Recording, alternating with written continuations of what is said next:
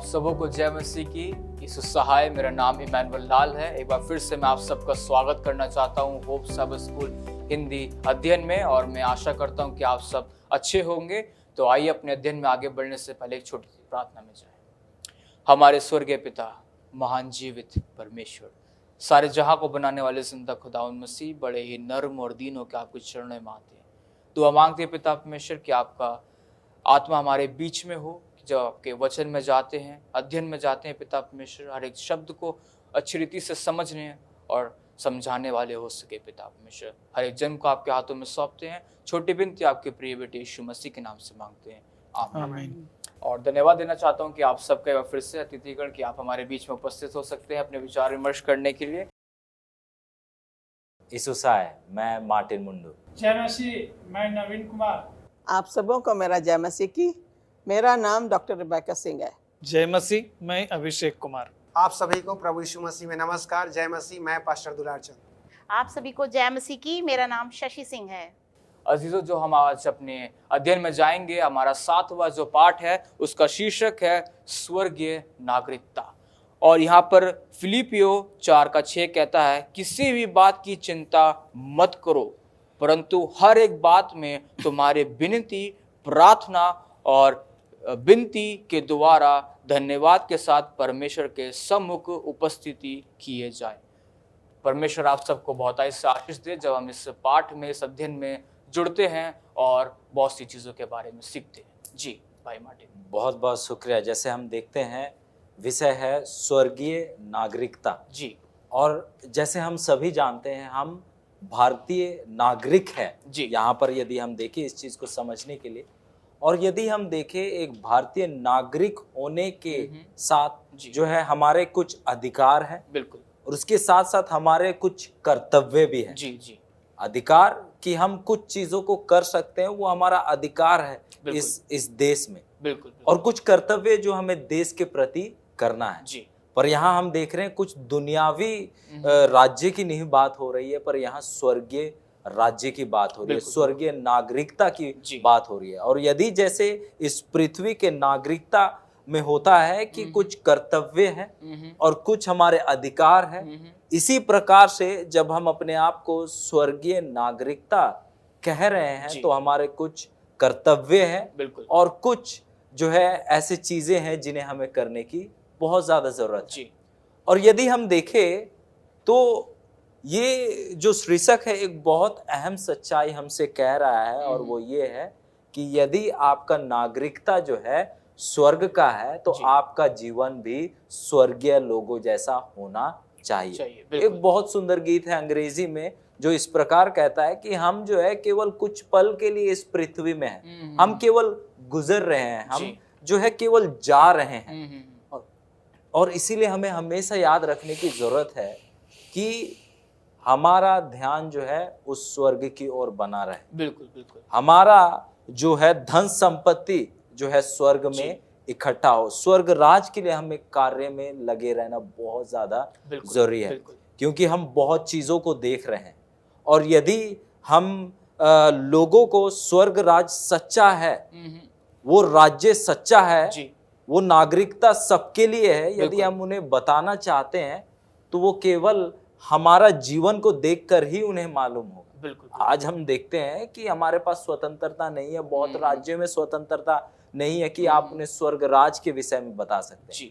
पर यदि हमारा जीवन स्वर्गीय नागरिकों की तरह होगा तो बहुत लोग उस स्वर्गीय नागरिक बनने के लिए जो है उनका इच्छा रहेगा। वो लोग जो है जानना चाहेंगे उस स्वर्गीय नागरिकता के विषय में। बिल्कुल। और वो नागरिकता हमें किसके द्वारा मिल रहा है? प्रभु यीशु मसीह के द्वारा मिल रहा है। और जब हम यीशु मसीह पर विश्वास करते हैं, वो पल है जब हम जो है स्वर्गीय नागरिकता को प्राप्त करते हैं। मतलब हमें एक अधिकार, स्वर्गीय अधिकार और स्वर्गीय पहचान मिलता है और स्वर्गीय कर्तव्य भी मिलता है।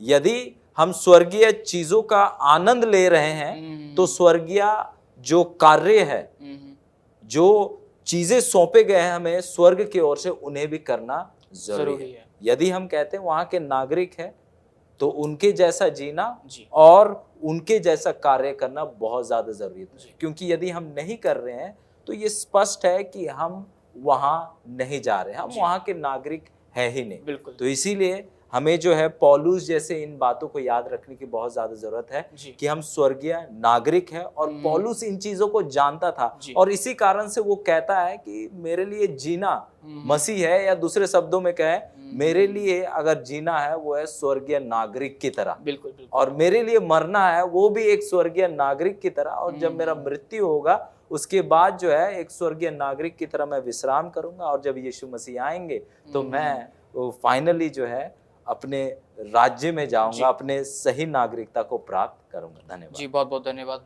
भाई मार्टिन, सुंदर विचारों के लिए। जी पास्टर नवीन। बहुत धन्यवाद।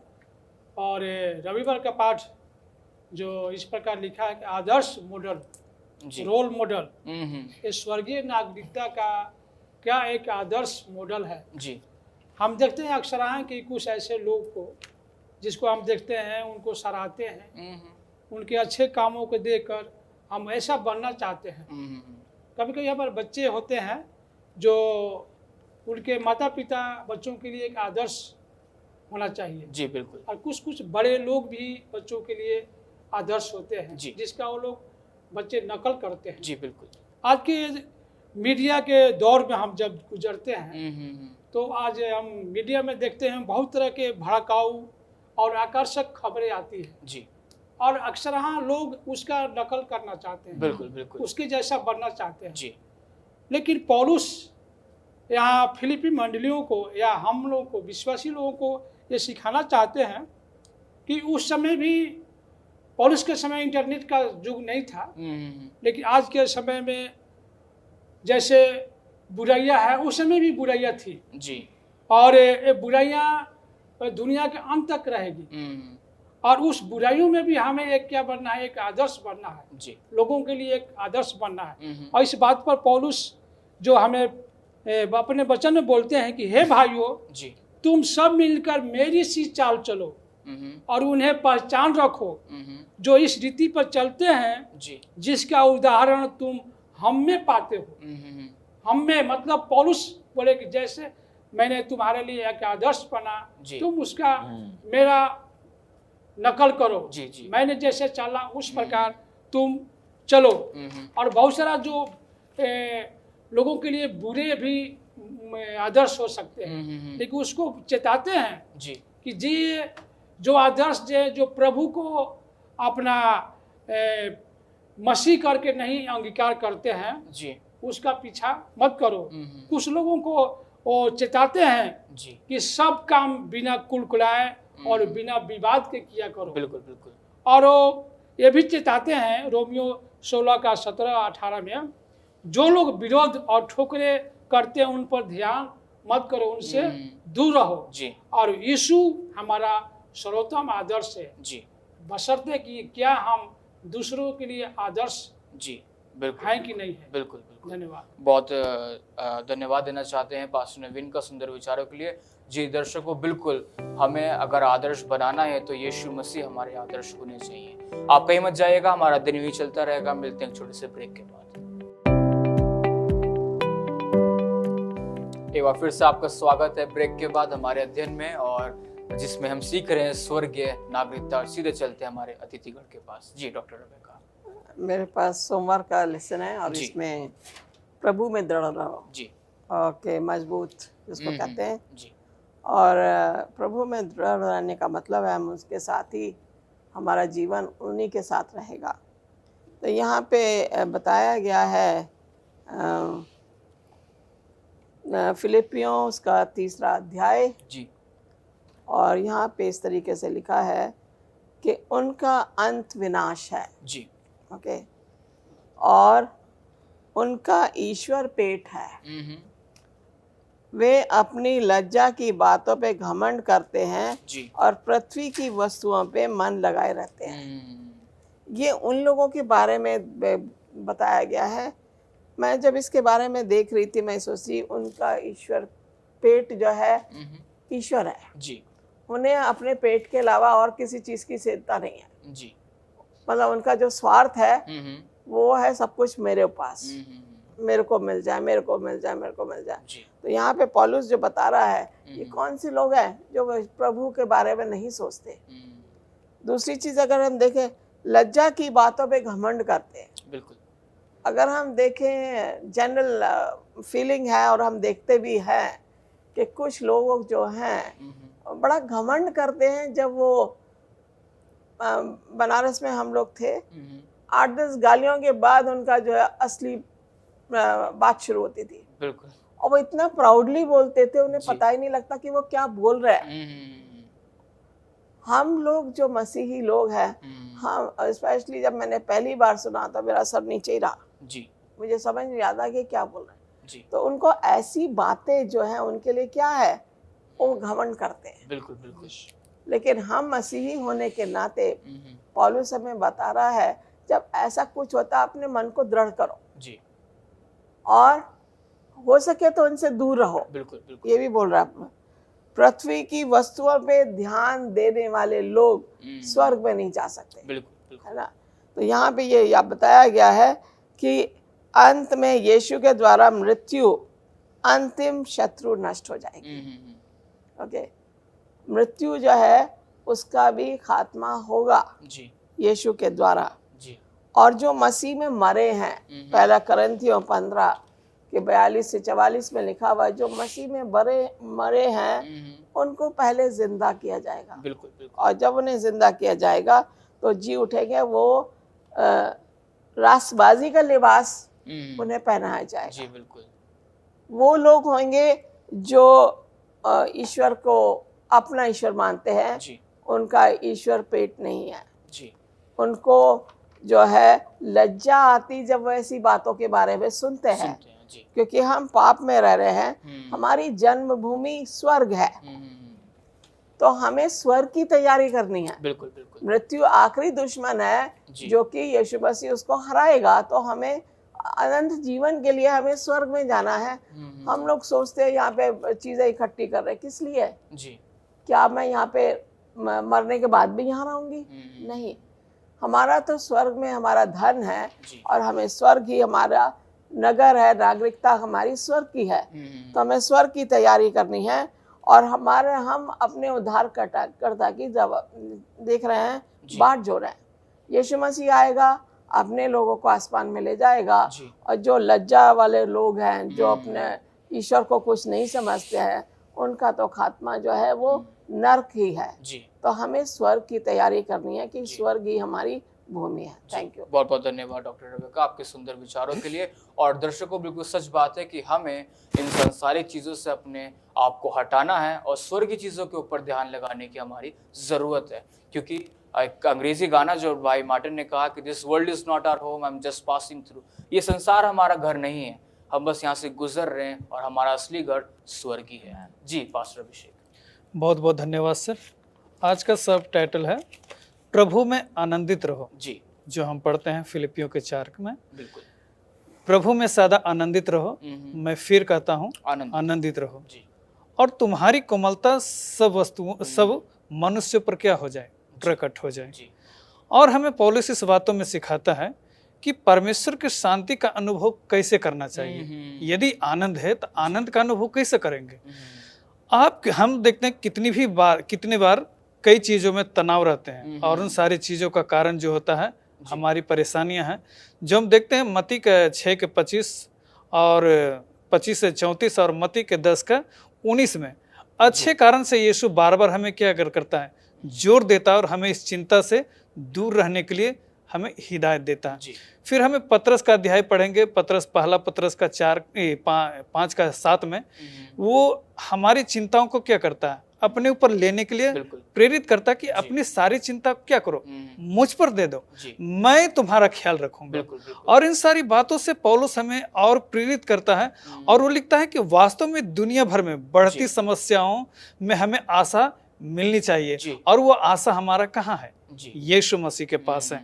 इसलिए एक अर्थ आता है प्रार्थना, जो हमारा यूनानी शब्द है डेविस, जो वो हमारी उस प्रार्थना को जोड़ता है जो यीशु मसीह से लिंक और कनेक्ट करने की एक सार्थक जी। मार्गदर्शन है। जी जी जी। और हमें वो सिखाता है, और हमें इस शांति का जो दूत, जो शांति के बारे में हम अनुभव करेंगे उस आनंद, तो आनंद का आधार हमारा वो शांति है। लेकिन शांति वो मिलेगा कहाँ से? तो हमें भजन संहिता का 29 का 11 लिखता है, और यशाया का 9, लूका 2 का 14 और यूहन्ना 14 का 27 में लिखता है, बल और शांति परमेश्वर ही है। और शांति का पुत्र, शांति का दूत, शांति परमेश्वर यहोवा की ओर से ही हमें क्या करती है? मिलती है। परमेश्वर शांति की ऐसी चीज है जो दुनिया हमें कभी दे नहीं सकती है।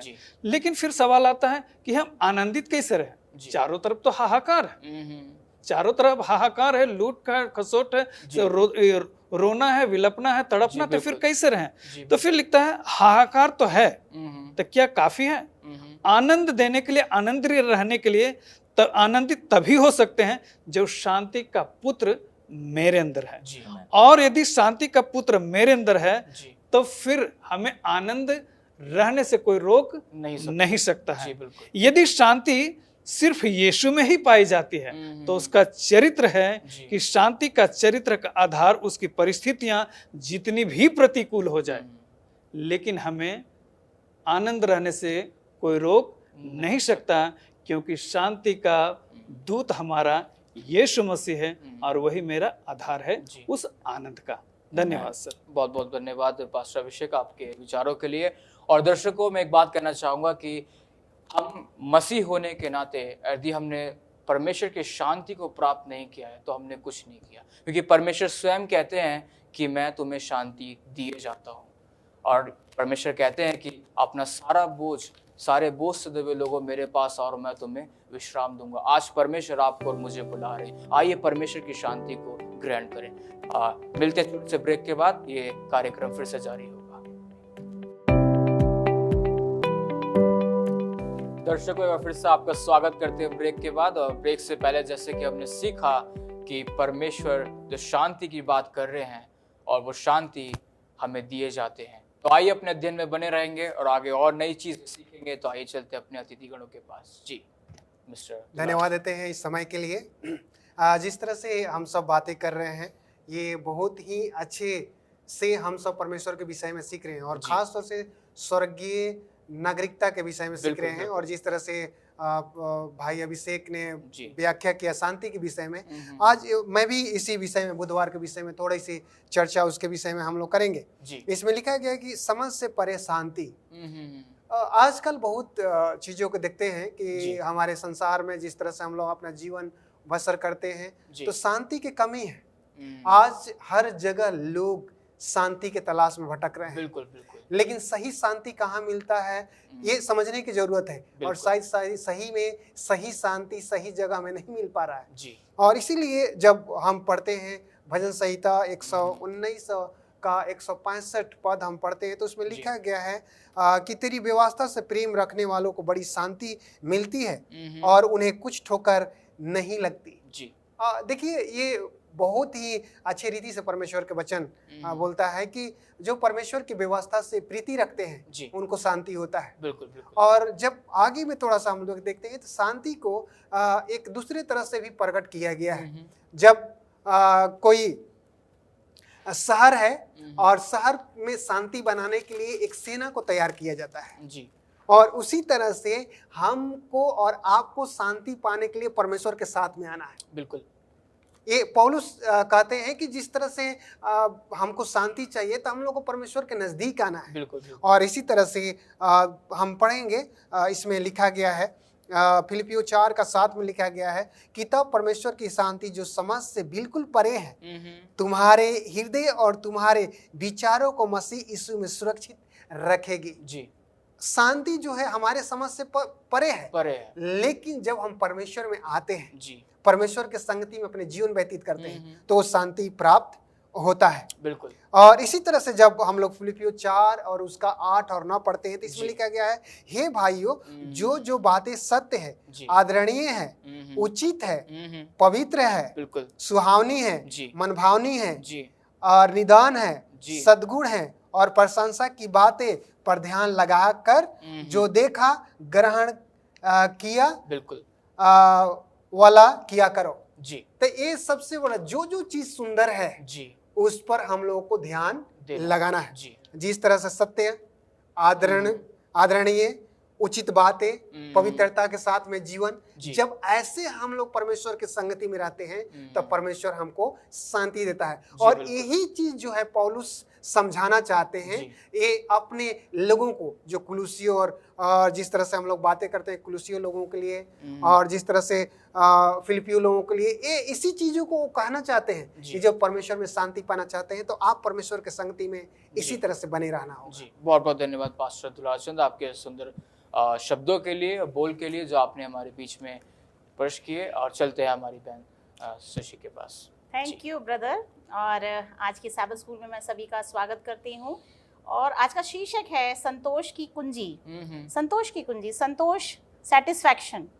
अगर हम किसी काम को करते हैं उसमें अगर जी। हम सेटिस्फाइड नहीं है तो हमारा सारा परिश्रम व्यर्थ है। जी तो यहाँ पे पौलुस क्यों कह रहे हैं? क्योंकि बहुत जो लोग हैं जब वो प्रभु के नज़दीक में आते हैं, एक असंतुष्ट उनके जीवन में जो है एक उसकी कमी वो दिखाई जी। पड़ती है। जी। वो परेशान भी रहते हैं और इस संसार की जो चिंताएं हैं उन्हें घेर लेती हैं जी। और हर एक रोज़ की जो परेशानियां हैं उनसे वो लड़ते हैं।